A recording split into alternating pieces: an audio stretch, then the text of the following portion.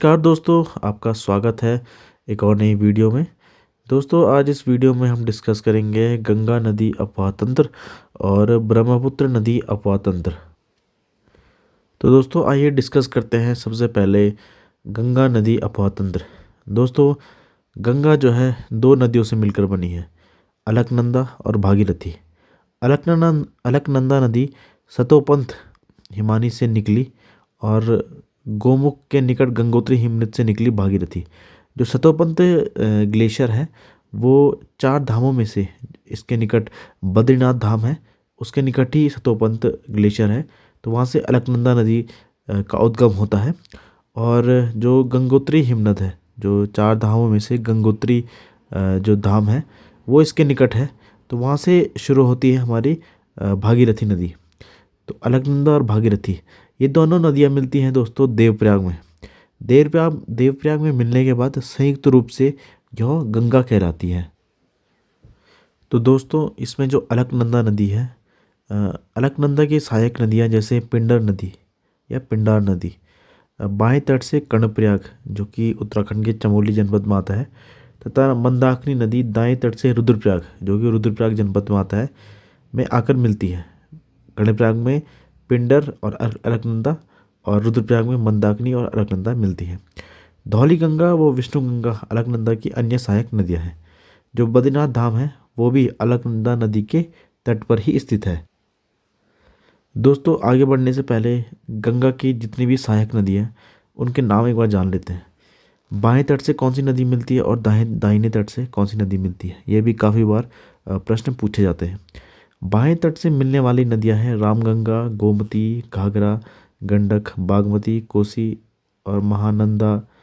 ये सभी क्या है, बाएं तट से मिलने वाली नदी है। और अंतिम नदी है महानंदा जो गंगा के बाएं तट से मिलती है। और दाहिने तट से जो नदियाँ मिलती है वो है यमुना, सोन, टोंस, कर्मनाशा। ये नदियाँ मिलती है गंगा नदी को दाहिने तट से। तो दोस्तों, गंगा नदी पूर्व दिशा से बहकर पश्चिम बंगाल के फरक्का तक बहती है। तो गंगा नदी का जो अंतिम पॉइंट है वो है फरक्का तक। ये गंगा डेल्टा का सबसे उत्तरी बिंदु है फरक्का। तो यहाँ से क्या होता है कि फरक्का के बाद ये दो धाराओं में बढ़ जाती है। एक धारा हुगली जो कि पश्चिम बंगाल में जाती है, पश्चिम बंगाल में हुगली नाम से जानी जाती है। हुगली के किनारे ही कोलकाता शहर भी बसा है। तथा दूसरी धारा है भागीरथी के रूप में प्रवाहित होती है, जो कि बांग्लादेश में प्रवाहित होती है आगे। जहाँ यह ब्रह्मपुत्र से मिलने के बाद यह मेघना नाम से बहती हुई बंगाल की खाड़ी में गिरती है।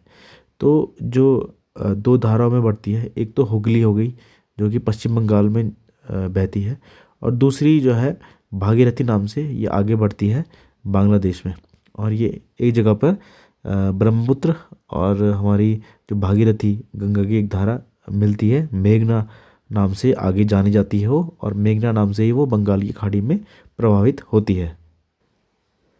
तो दोस्तों, आगे आप ये देख सकते हैं एक मैप।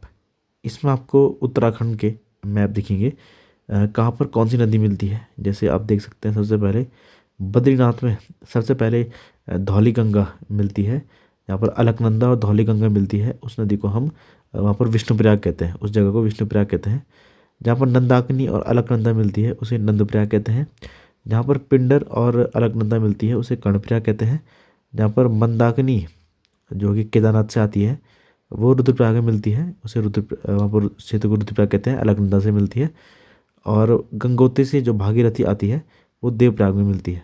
देवप्रयाग में अलकनंदा और भागीरथी मिलकर गंगा का निर्माण करती है। यहाँ से गंगा नाम से जानी जाती है। और देखिए, यमुना नदी यमुनोत्री से निकलती है और ये इलाहाबाद में गंगा नदी से मिलती है। दोस्तों, आगे डिस्कस करते हैं गंगा के दाएं तथा बाएं दोनों तटों पर अनेक सहायक नदियाँ आकर मिलती हैं, जो कि मैंने आपको पूर्व में बताया, जिसमें यमुना नदी सबसे बड़ी सहायक नदी है। तो गंगा की सबसे बड़ी सहायक नदी है यमुना नदी, जो बंदरपूछ चोटी, देखिए यमुना नदी यमुनोत्री से आ रही है, तो बंदरपूछ चोटी के यमुनोत्री हिमनद से निकलती है तथा प्रयागराज में गंगा के दाहिने तट पर मिलती है। दाएं तट पर मिलती है हमारी यमुना नदी गंगा नदी से। सोन की गंगा से दाएं तट पर मिलती है। सोन भी, जो सोन नदी है वो भी गंगा को दाहिने तट पर मिलती है। तो दाहिने तट पर कौन कौन सी मिलती है? यमुना नदी और सोन नदी। और ऊपर आपको बताया था जैसे टोंसबी और कर्मनाशा, ये 4 नदियाँ जो है दाएं तट से मिलती है गंगा पे। और ये कुछ नदियाँ हैं जो दाहिने तट से भी मिलती हैं। चंबल, सिंध, बेतवा, केन इत्यादि नदियाँ यमुना के दाएं तट की प्रमुख सहायक नदियाँ हैं। तो यमुना के दाएं तट की प्रमुख सहायक नदियाँ जो है चंबल, सिंध, बेतवा, केन, ये यमुना नदी की बात हो रही है यहाँ पर। और जो इसमें सबसे प्रमुख नदी है चंबल, चंबल के सहायक नदियाँ में बनास, काली, सिंध, कुनो इत्यादि प्रमुख है। बनास की सहायक नदियों में खरी एवं धुंध प्रमुख है। अब दोस्तों आपको एक ये अंतर ही पता होगा कि सहायक नदी और वितरिका में क्या अंतर है।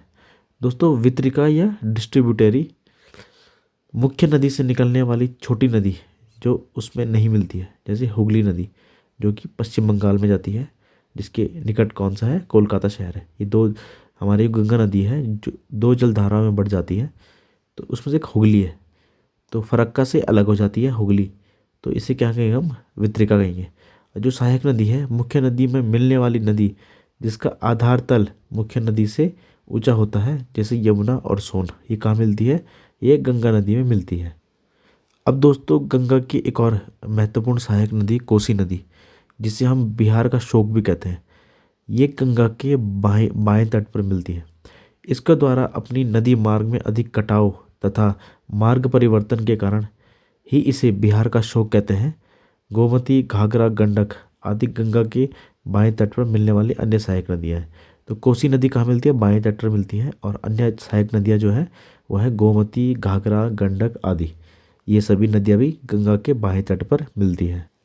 दोस्तों जिस प्रकार कोसी को बिहार का शोक कहते हैं, उसी प्रकार दामोदर को भी बंगाल का शोक कहते हैं। दामोदर जो है हुगली के दाएं तट की एक प्रमुख नदी है, इसे बंगाल का शोक कहते हैं। तो दामोदर नदी और कोसी नदी बिहार में, दामोदर नदी बंगाल में।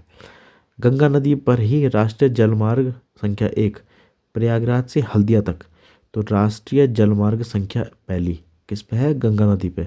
कहाँ से कहाँ तक है? प्रयागराज से हल्दिया तक स्थित है। तो दोस्तों ये देखिए गंगा नदी कहाँ से कहाँ तक बह रही है। कहीं पे यमुना नदी मिली है इस पे, ये देखिए आपको बताता हूँ मैं, ये यमुना नदी हो गई, गंगा नदी हो गई, यहाँ पर मिल रही है इलाहाबाद में या प्रयागराज में, ये दोनों नदियाँ मिल रही हैं। और दोस्तों देखिए फरक्का, ये फरक्का चित्र जो है यहाँ पर से 2 नदियों में बट रही है, एक तो हुगली और दूसरी ये बंगाल के अंदर जा रही है, लास्ट में पद्मा बन रही है। यहाँ पर से 2 नदियाँ बट रही हैं, इसे फरक्का हो गई। फरक्का से गंगा 2 भागों में बट जाती है। और दोस्तों देखिए कोसी नदी कहाँ से आ रही है? ये नेपाल से आती हुई कोसी नदी, यही है बिहार का शोक इसी नदी को कहते हैं। ये है हमारी कोसी नदी। और दोस्तों ये है हमारी दामोदर नदी, इसे हम बंगाल का शोक कहते हैं, क्योंकि इन 2 नदियों में बाढ़ बहुत ज़्यादा आती है, और जब ये नदियाँ बाढ़ लाती हैं तो आसपास के इलाके डूब जाते हैं और बहुत संख्या में लोग बेघर हो जाते हैं, और उस क्षेत्र में बहुत सारी दिक्कतें पैदा हो जाती है जब इन नदियों में बाढ़ की स्थिति बनती है। देखिए दोस्तों जैसा आपको बताया था हुगली नदी ये रही, इसके निकट कौन सा है? कोलकाता शहर बसा हुआ है। ये देखिए कोलकाता शहर इस हुगली नदी के नज़दीक बसा हुआ है। दोस्तों ये गंगा नदी आप पूरा देख सकते हैं कि कहाँ से कहाँ तक है, इसकी सहायक नदियाँ भी हमने पढ़ी, और इसके बारे में कुछ तथ्य जान लेते हैं गंगा नदी के बारे में, जो कि एग्ज़ाम पॉइंट ऑफ व्यू से बहुत इंपॉर्टेंट है। तो गंगा नदी से संबंधित विशेष तथ्य हैं। इसकी कुल लंबाई 25-25 किलोमीटर यानी 2525 किलोमीटर, याद करने के लिए 25-25 किलोमीटर है हमारी गंगा नदी की कुल लंबाई। इसका मुहाना जो है बंगाल की खाड़ी में होता है। ये पहले ही फरक्का में 2 जलधाराओं में बढ़ जाती है, और अंत कहाँ होता है इसका? बंगाल की खाड़ी में। भारत की नदियों में सबसे बड़ा अफवाह तंत्र गंगा नदी का ही है।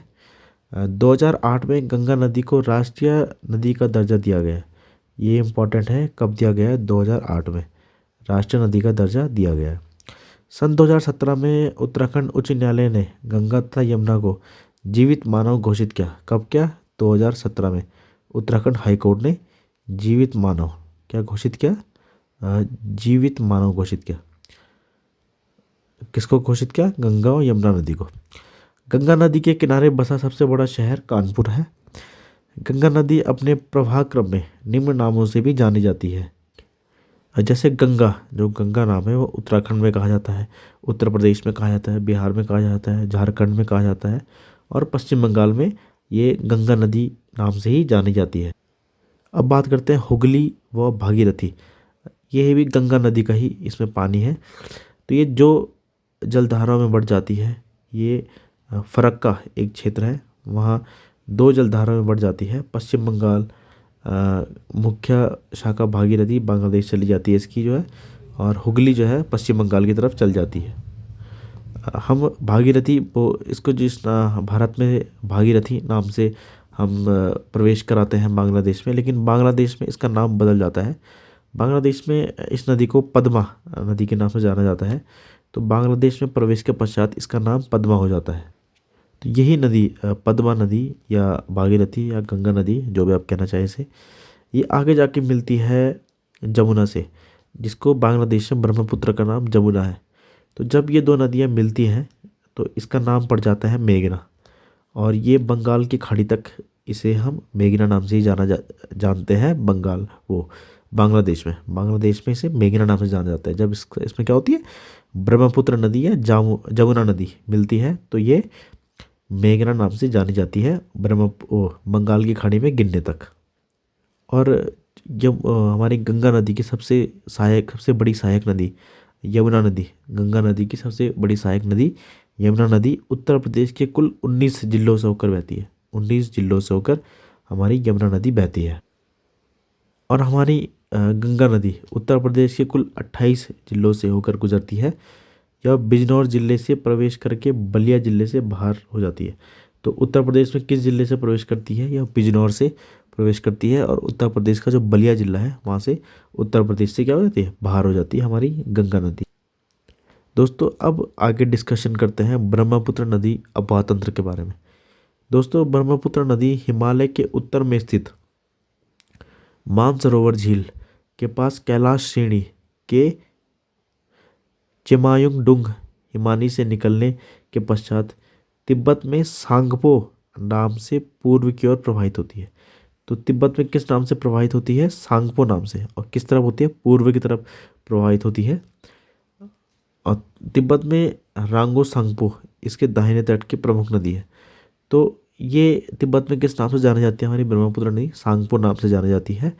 और मानसरोवर झील के पास कैलाश श्रेणी के चेमायुंगडुंग हिमानी ग्लेशियर से निकलने के पश्चात ये तिब्बत में सांगपो, और इसमें जो इसकी सहायक दाहिने तट से, इसके दाहिने तट की जो प्रमुख नदी है वो है रांगो सांगपो, तिब्बत में ही। आगे बढ़ते हैं दोस्तों। तो दोस्तों ये तिब्बत के बाद हमारे अरुणाचल प्रदेश में प्रवेश करती है भारत में। तो कैसे करती है? ये तिब्बत में जैसे ही इसका उद्गम होता है, इसके पश्चात ये सिंटैक्शियल बैंड के सहारे नामचा बारवा के निकट मध्य हिमालय को काटती हुई यांग्याप दर्रे के द्वारा दक्षिण दिशा में मुड़कर, मतलब यूटर्न लेते हुए भारत के अरुणाचल प्रदेश में प्रवेश करती है। मतलब इतना घूम के अरुणाचल प्रदेश में प्रवेश करती है, जहाँ इसको सियांग अथवा दिहांग नाम से जाना जाता है। तो अरुणाचल प्रदेश में किस नाम से जाना जाता है? इसे सियांग या दिहांग नाम से जाना जाता है। तथा दिबांग एवं लोहित नदी के बाएं तट से मिलने के बाद इसे ब्रह्मपुत्र नाम से जाना जाता है। तो ब्रह्मपुत्र नाम से कब जाना जाता है? जब हमारी अरुणाचल प्रदेश में आती है सियांग या दिहांग नदी आती है, और उसमें जब दिबांग और लोहित नदी जब बाएं तट से मिलती है तो इसे हम ऑफिशियली क्या कहते हैं? ब्रह्मपुत्र कहते हैं। ब्रह्मपुत्र को तिब्बत में सांगपो या सापू के नाम से, अरुणाचल प्रदेश में दिहांग, असम में ब्रह्मपुत्र और हमारे बांग्लादेश में जमुना नाम से जाना जाता है। तो इसके इतने नाम हैं ब्रह्मपुत्र नदी के। तिब्बत में सांगपो या सापू नाम से, अरुणाचल में दिहांग नाम से, असम में ब्रह्मपुत्र नाम से और बांग्लादेश में जमुना नाम से जाना जाता है। ये इसका मैप है। ये कहाँ कहाँ से मिल के आती है? तो जैसा आप देख सकते हैं, ये ब्रह्मपुत्र नदी यहाँ तिब्बत से होते हुए हमारे अरुणाचल प्रदेश से भारत में प्रवेश करती है, और करते करते करते करते ये असम होते हुए बांग्लादेश में चले जाती है। बांग्लादेश के बाद ये जाती है बंगाल की खाड़ी में, और ये किस नदी से मिलती है? हमारी गंगा नदी से मिलती है।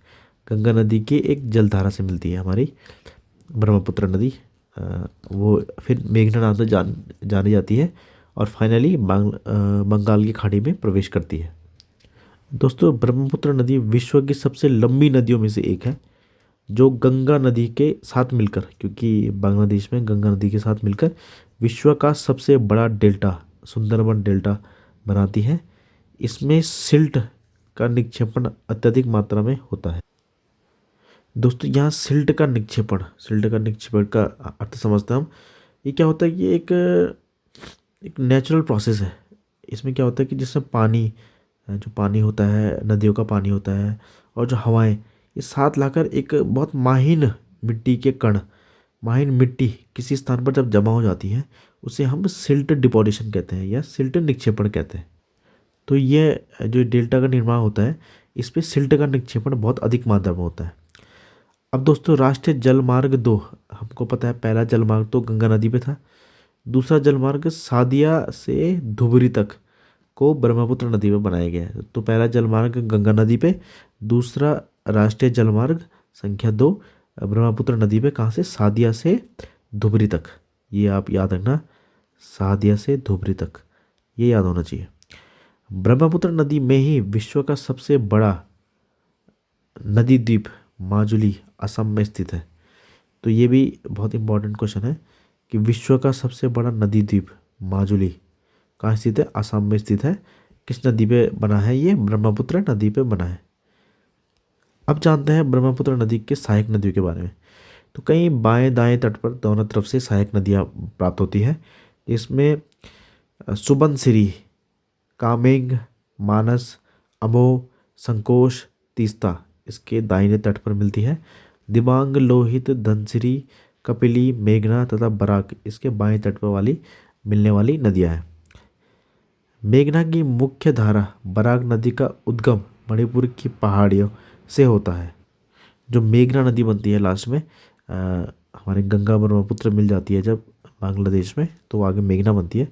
तो इसकी जो मुख्य धारा में जो बराक नदी है, इस बराक नदी का उद्गम स्थल कहाँ है? मणिपुर की पहाड़ियों से होता है।